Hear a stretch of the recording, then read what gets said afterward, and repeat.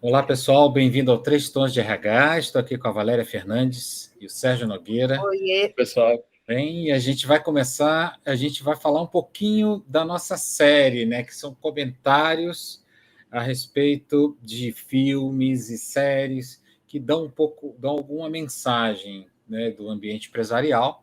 E a gente escolheu uma série, que é uma série interessante, chamada The Chair, né, que passa numa universidade, né, num departamento específico, departamento de inglês de uma universidade chamada Pembroke. E nessa série o protagonista é a Sandra Oh, bem conhecida, né, uma coreana bem conhecida, que faz várias séries e filmes. E a gente vai falar um pouquinho a respeito e ver exatamente o que a gente captura, até porque tem muitas mensagens boas, né, Sérgio, né, Valéria? Olha, tem muitas mensagens, né? Vale muito a pena. É uma história legal, divertida, muitas vezes, mas além disso, dá para ter muito aprendizado e trazer reflexões mesmo, né? De dilemas, como é que você lida no dia a dia, né? Você que é líder, você que tem uma equipe, passa por mudanças, que tem novos desafios. Como é que você consegue ou pode, né, lidar com esses desafios?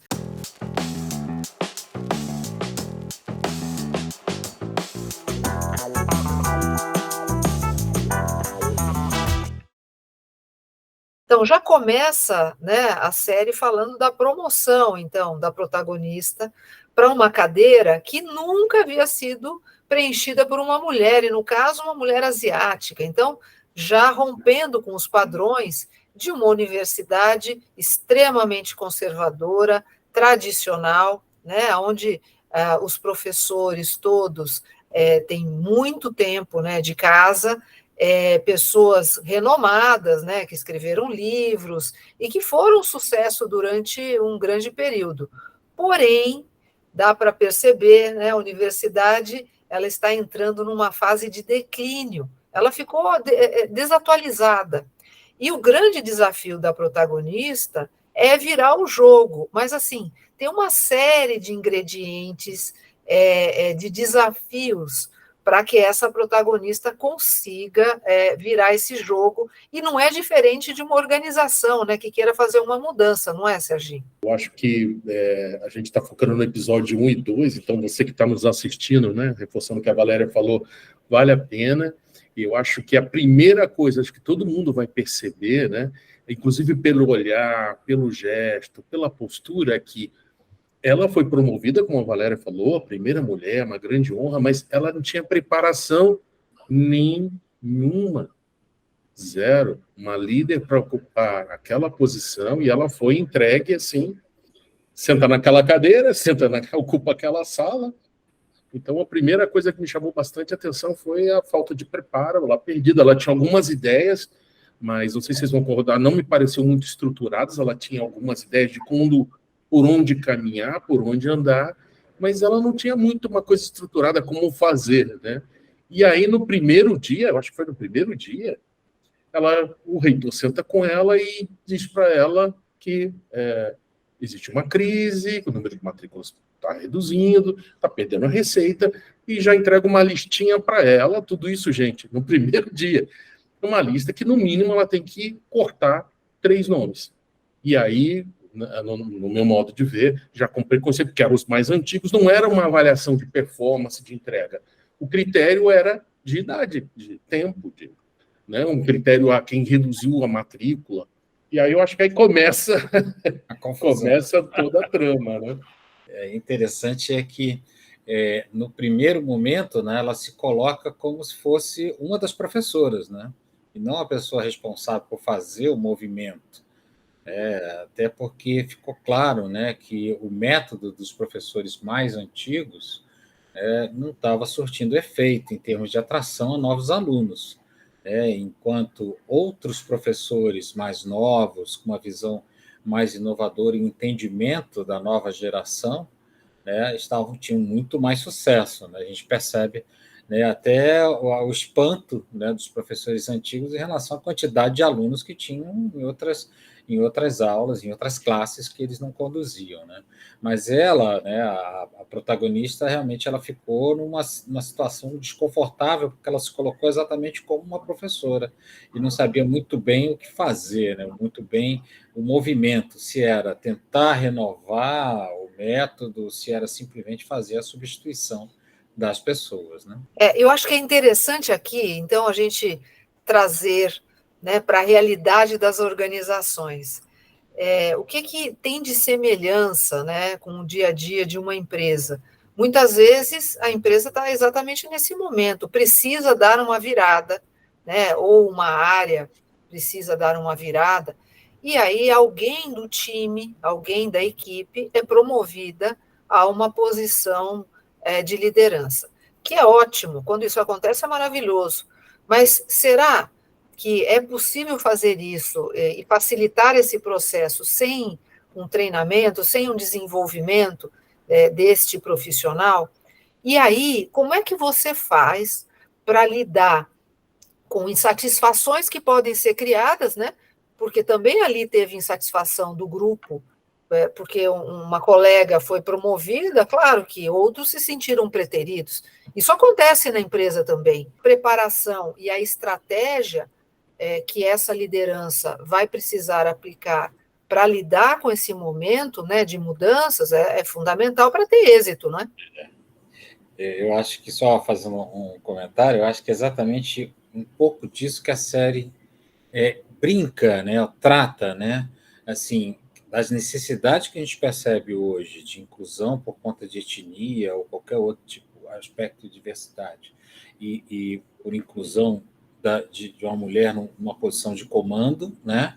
E as pessoas se sentem um pouco incomodadas, né? Porque não percebem exatamente o mérito, como você comentou, né?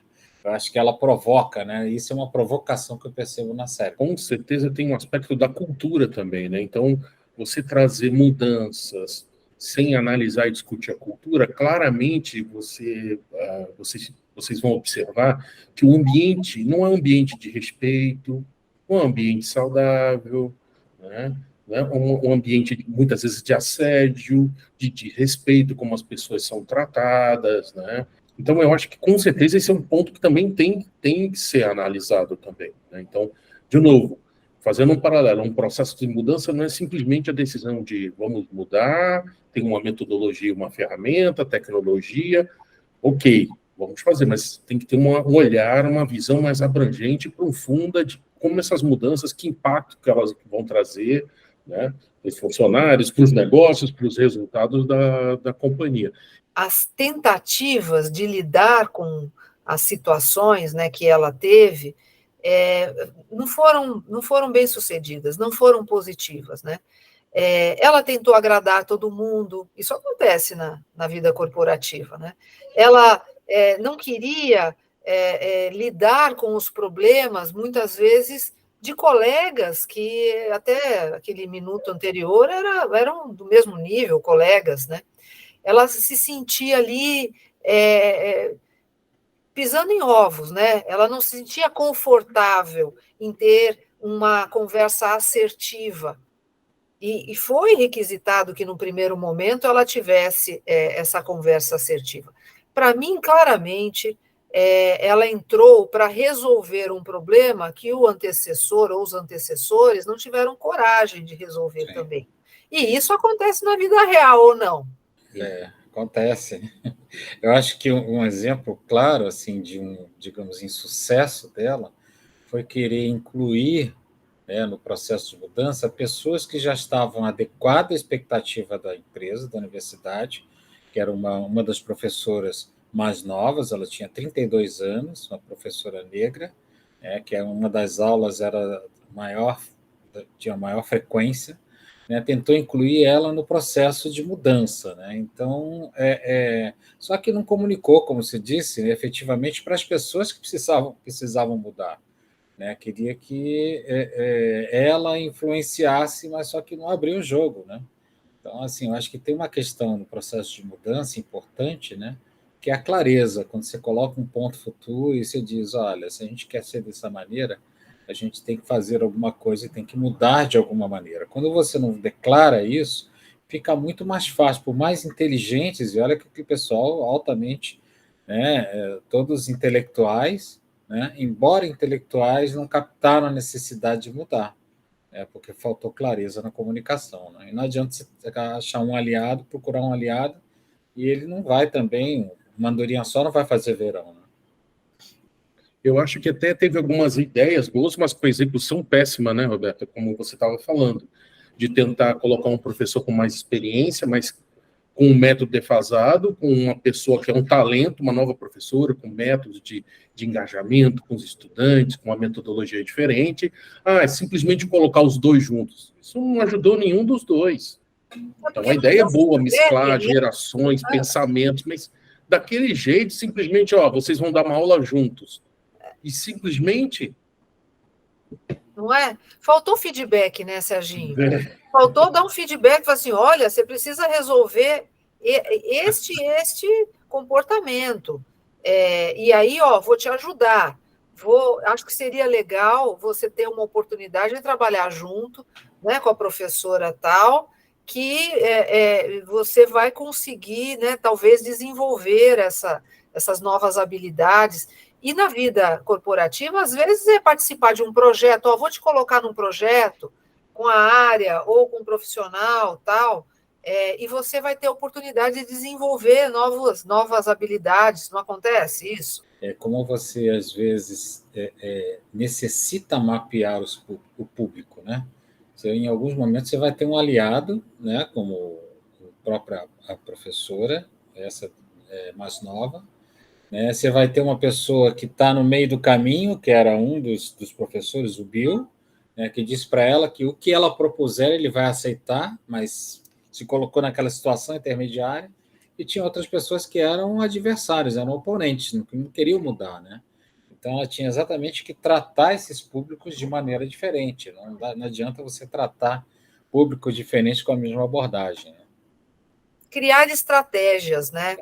Ela não criou nenhuma estratégia, ela entrou com o peito aberto, com muitas boas intenções, e isso também acontece ali na vida real, porém, sem planejamento, sem ter esse feedback, né, sem ter um real mapeamento de tudo que acontece, né, da realidade, fica muito mais complicado. E ouvir também os alunos, né? Até então, eles tinham muita dificuldade de ouvir os alunos. Ela chegou a propor, a começar, olha, mas você já ouviu a avaliação dos seus alunos, e tinha muita resistência sobre isso, mas eu acho que o estilo de liderança que ela tentou imprimir no primeiro momento, na fase inicial, que é aquela fase dela se posicionar enquanto líder, ela tentou entrar com um estilo mais democrático, o que talvez ali, numa necessidade de mudança mais séria, né, mais radical, não combina. Talvez ali o diretivo, num primeiro momento, fosse o mais indicado, onde ela, né, estabeleceria o direcionamento, a linha de condução que ela iria propor, né? E aí ela se perdeu nesse estilo mais democrático, que em alguns momentos, em conjunto com o diretivo, podia ser muito positivo, mas só o democrático, só querer ser legal, gente, é difícil. E como o líder tem que estar preparado para as oportunidades, né? Se vocês lembram no episódio 2, que foi a festa, né? Ela foi chamada a fazer um discurso ali, né? Ela estava totalmente despreparada, e ela saiu com uma notícia, assim, era uma oportunidade dessa linha, né, Valéria?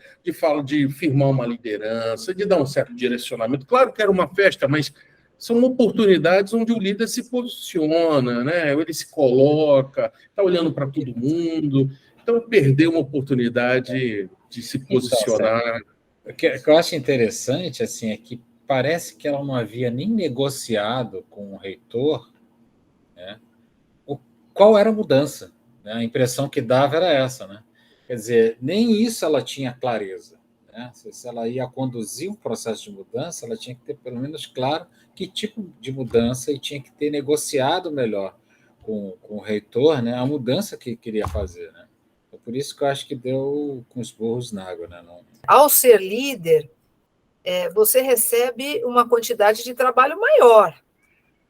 Tem, claro, o positivo, muito positivo, que é o reconhecimento, é muito gostoso, eventualmente se recebe mais dinheiro também por isso, mas se ganha mais justamente porque a responsabilidade aumenta bastante. E aí, esse preparo, esse planejamento, né, tudo isso que a gente está falando faz parte. Não adianta deixar, vou deixar a vida levar. Não vai levar, vai levar ao fracasso. Mas tem alguns acertos dela, né? Por exemplo, um acerto é que a pessoa que ocupava o cargo antes, que voltou a ser professor, né, que era o Bill, né?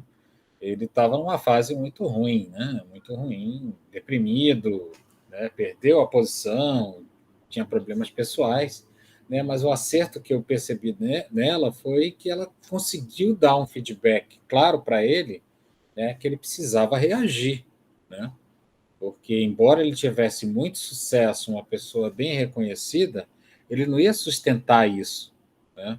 Só com a imagem, né? Ele tinha que sustentar isso com uma atuação nova, mais profissional, né? Essa série é bem interessante, né? Acho que vale a pena. Não vamos alongar demais, até porque a gente não quer dar spoiler, né? Mas eu acho que tem muita coisa interessante a respeito do processo de mudança.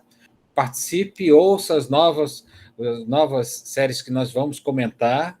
Se inscreva no nosso canal, faça alguma sugestão também de série que a gente pode olhar e tentar capturar alguma coisa que esteja vinculada ao ambiente empresarial, ok?